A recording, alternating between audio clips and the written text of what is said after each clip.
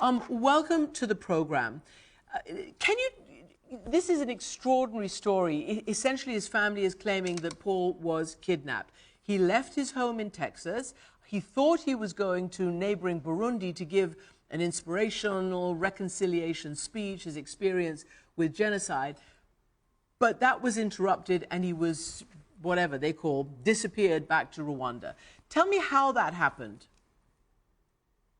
Yes, so I mean, there have been conflicting accounts of what exactly happened to Paul, but the human rights organizations that I follow seem to indicate that Paul was forcibly extradited or kidnapped to Rwanda from Dubai. He was en route to Burundi in Dubai, and 6 hours after he arrived in Dubai, he was bundled into a plane, and by his own account, he woke up in Rwanda. Let me just play this little clip. It is actually Paul inside the Kigali prison system and court system, giving an interview to the New York Times, but he was surrounded by, the law and order officials in Rwanda. Let's just listen to this clip. When I arrived in Dubai, there's someone from Burundi who had hired a private jet, and that private jet was supposed to take us from Dubai to Bujumbura. It took us from Dubai to Kigali. Well, I was taken somewhere. I do not know where. I was tied, legs, hands, faces. I could not see anything. I don't know where I was. Yeah, after those 3 days, I have been treated very, very well. Yeah. I'm not complaining of anything. So that's interesting. He gives a dramatic account of what happened, and then he says, I'm being treated very well, I'm not complaining about anything. We understand that he was, obviously there were government officials sitting in on that interview. What have you been able to learn? Any more about his treatment? I think one should look at this trial not expecting any justice from it, but rather seeing it as a show of force, show of power by Kagame. And I would look back to the arrest and death of the singer Kizito Mihigo earlier this year. Kizito won the Havel Prize this year for creative dissent, and he was found dead in a Rwandan prison cell. But shortly after he sang about killings that Kagame had conducted, he was accused of terrorism. Evidence was produced that can't be challenged or verified in any open or transparent way. And he was produced, much like Rusesabagina was, in front of police officers, and he began to incriminate himself. And it became a farcical theater. And I would imagine that some similar theater would be forced upon Mr. Rusesabagina in Rwanda, simply so he stays alive.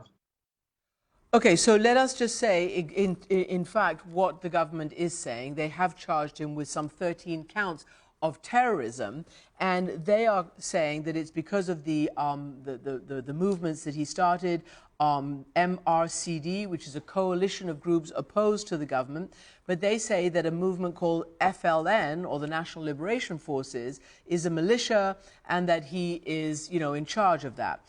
This is the government. Paul Rusesabagina was arrested in Kigali based on an arrest warrant issued in November 2018.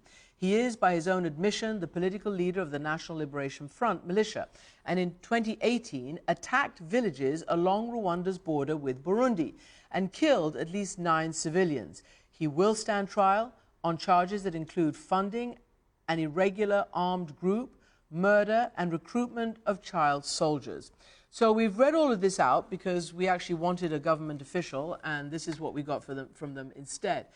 But, okay, here we have a person played by Don Cheadle in the Hollywood movie Hotel Rwanda, who until now there was never a chink in his story at all, and it's more than 25 years since the genocide and since all that happened. He was a hero, and he went around the world preaching what he learned and reconciliation. Why do you think this has happened? Why is the government saying that he will stand trial on terrorism charges? I think it's happening because Paul Rusesabagina is such a popular and respected figure for his courageous actions during the genocide, which makes him popular among Tutsis, among Hutus, a heroic figure in the international community, and therefore a political threat to Kagame that Kagame wants to neutralize. And I would emphasize that Rusesabagina and many other brave Rwandan opposition politicians, have tried to engage and challenge Kagame in a free and fair election in a democratic way. But Kagame has taken that possibility away. He's destroyed the democratic process. He won the last election in Rwanda with 99% of the vote. And so it's become very difficult for people like Rusesabagina who wish to build a Rwanda with a different vision, Rwanda that they believe would be better, to challenge Kagame and to enact that vision. So you've written a lot about it. You wrote a book called, I think, Bad News. You've written a lot about the political climate in Rwanda. And we've seen all those pictures of Paul with all those dignitaries, but you can see equal and more pictures of Paul Kagame with dignitaries from all over the world who have praised him, who've supported him, who have funded him because of guilt, for one thing, but also because of the other indicators that he brought to in other areas, maybe not in political areas, but in all the other indicators, raised Rwanda from the ashes of that terrible genocide. It is a real big dilemma for the international community. What happened, do you think, to Paul Kagame, who legitimately can be praised for bringing his nation into such a strong position in that part of the world after that genocide, but as you say, has a very, very complicated, and many human rights organizations say, a very poor record when it comes to opposition, democracy, and pluralism, not to mention free expression and journalism? Right. I think the tragedy for Rwandans today is that they're living now in a dictatorship, and 26 years ago, they experienced a horrific genocide that was also perpetrated by a dictatorship. So Rwandans today again find themselves in a situation where future violence is more likely, and frankly, they don't deserve that. I think Kagame has received a lot of praise. I think what one should remember is that many dictatorships build schools and roads and hospitals. This is not particular to Rwanda. But what unites dictatorships is their destruction of democratic institutions that ensure stability. And many dictatorships are followed by chaos and violence. And that's the situation Rwandans face today, because Paul Kagame has concentrated power in himself. Clearly his family and all his friends in the human rights space and all his friends in the United States in the peace and reconciliation space are standing up and talking for him. Paul Rusesabagina I'm talking about. His family says he stood up to soldiers and genocidal maniacs in 1994. Today he stands up against a repressive regime, one which kills journalists, human rights advocates and political opponents. Here's a little clip of what his daughter said about his situation right now. Our father is a humanitarian. He's a human rights activist. He has done everything in his power to speak up for the voiceless, to speak up for the people who are not heard and who have been persecuted by this government. And he has felt the consequences of it. The Rwandan government has gone after him for speaking up. He did not plan on going to Rwanda, which is why we stand by the fact that he was kidnapped. So again, it is an extraordinary story. Anjam, what do you think is going to happen to Paul? He's certainly not going to get a fair trial. As his daughter has mentioned, Kagame has destroyed all the democratic institutions in the country, the parliament, the free press, the judiciary.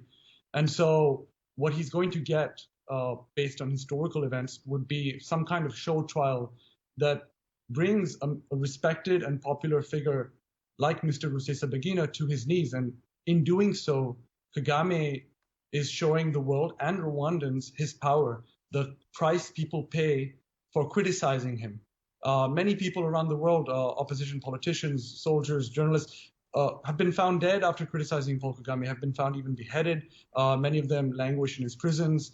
And Mr. Rusesabagina, being an international figure of such standing, is just the latest and maybe most dramatic example of Kagame's reach. The fact that he was able to extraordinarily kidnap him in Dubai and bring him to Rwanda when, I met Paul in the United States, and he was very careful. He knew very well the dangers that he would face in Rwanda.